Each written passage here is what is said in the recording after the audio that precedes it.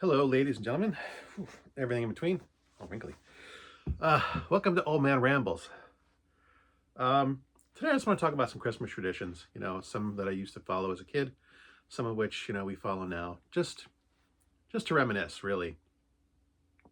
We were talking about you know things that my mother used to do when I was growing up, and it just got me thinking. So I just want to talk about some Christmas traditions that I used to follow, and some that we do now. I think I've said that twice now. So, when I was a little kid growing up, we did have one tradition that I consider to be unusual because I've met very few people who do this. Even then, they didn't do it. Um, when I was very little, my mother told me and my sister that Santa Claus brought the tree, which meant that my parents didn't put the tree up till Christmas Eve. When we woke up Christmas morning, when we went to bed Christmas Eve, there was no tree. When we woke up Christmas morning, there was a tree and all the presents, like magic. You know, so the Christmas tree was up Christmas Eve in it. My mother took it down. We took it down Christmas Day, you know. So we only had the Christmas tree for a week. And, when I was little, like I said, it happened like magic.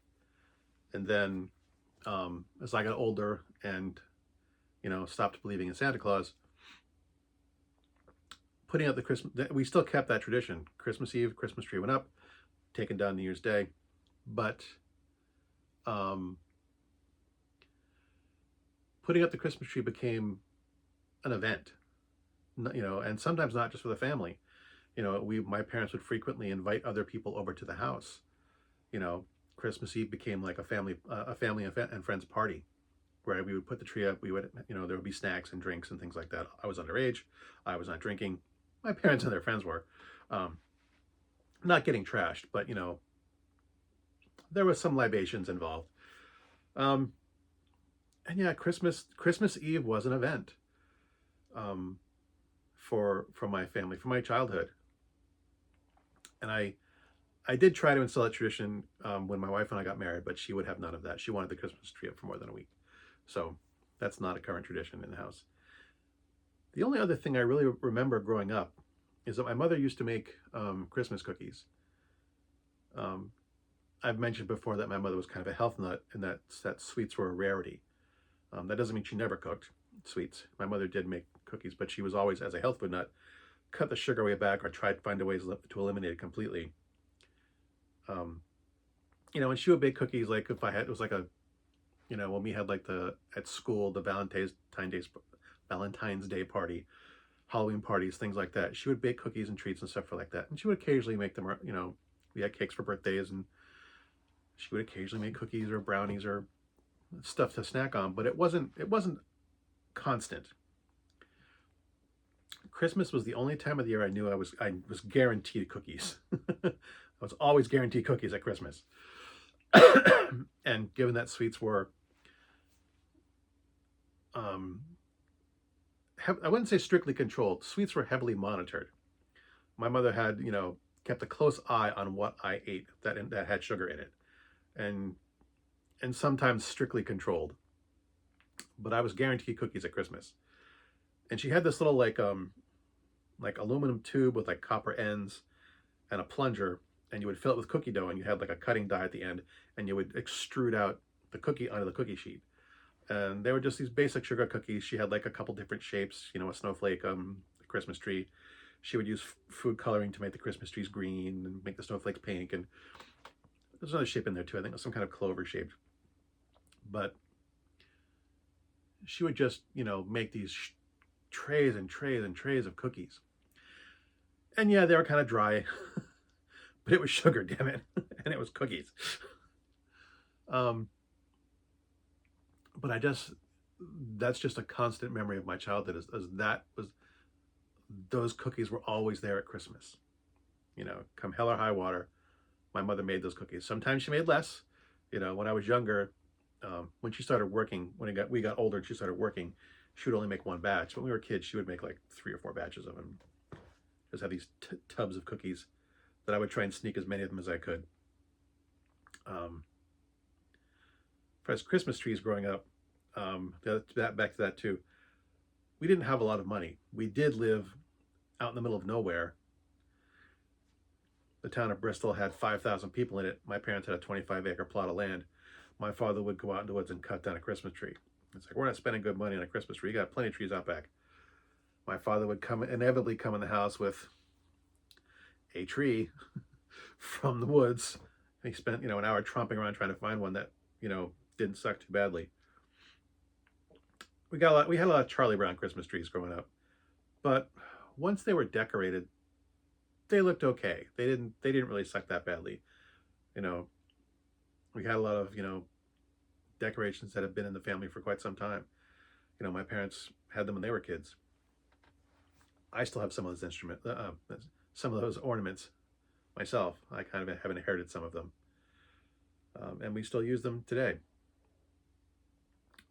For modern traditions, a lot of food traditions in the modern era. Um, my wife always makes homemade Chex Mix, which I guess I know a lot of families do. I like my wife's better.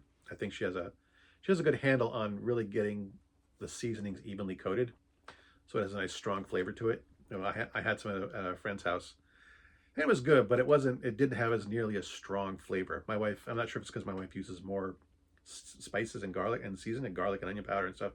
Maybe she uses more. I don't know, but I had some of his. It's like I like my wife's better.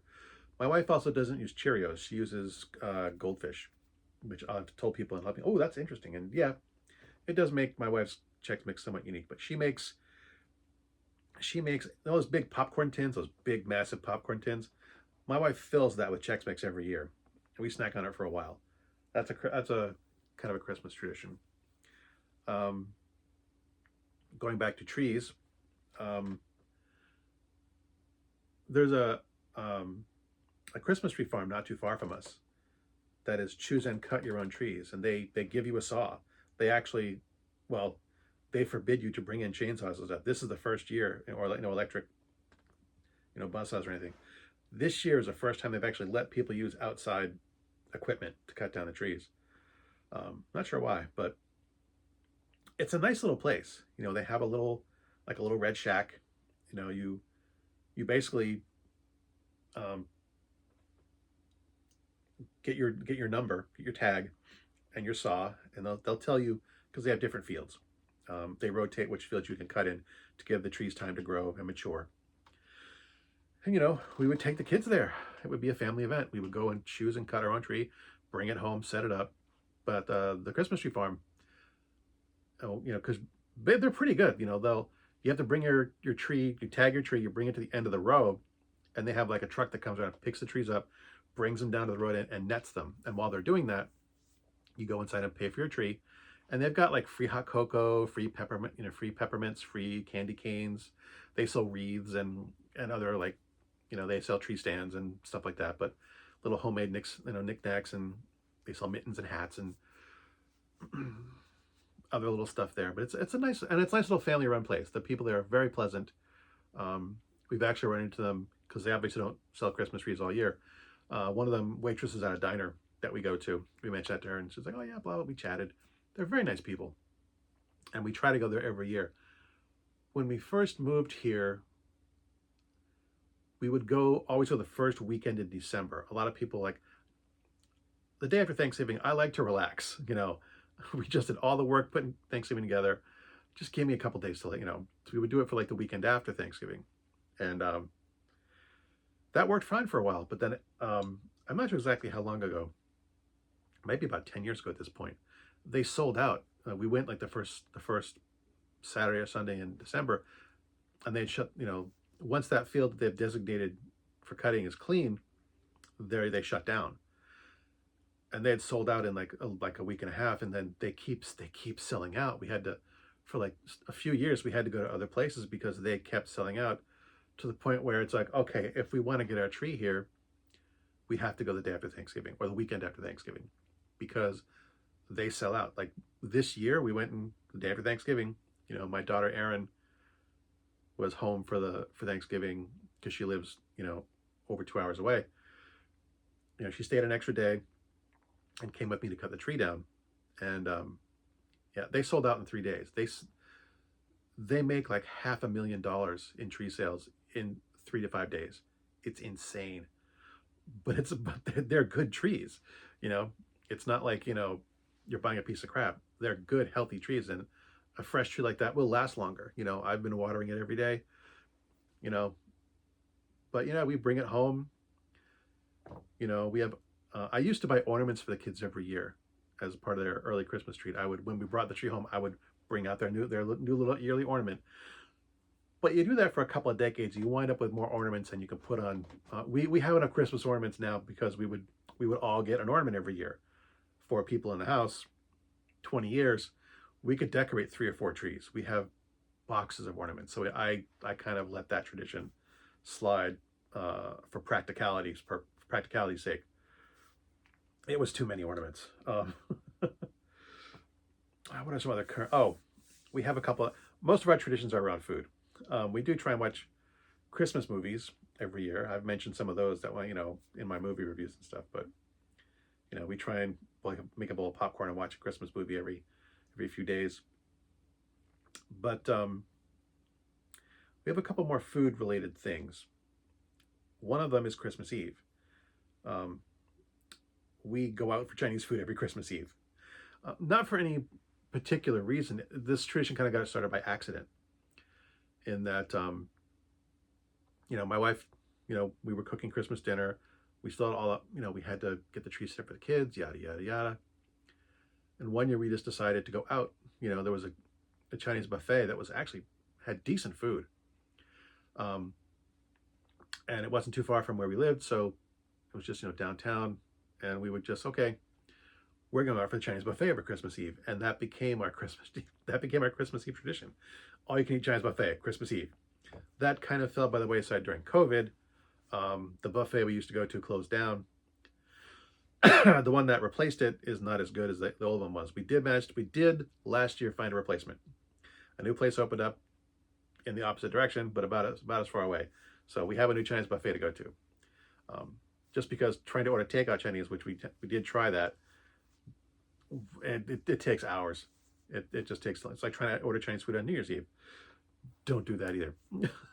It takes too long. We also have a tradition for Christmas dinner. We have steak. My wife said that her father used to grill steak growing up, and our tradition has evolved to being teriyaki steak. We buy steak tips, big trays of steak tips, and then I put them in tubs and marinate them in teriyaki sauce. They're in the freezer right now. They'll be thawing in a couple days.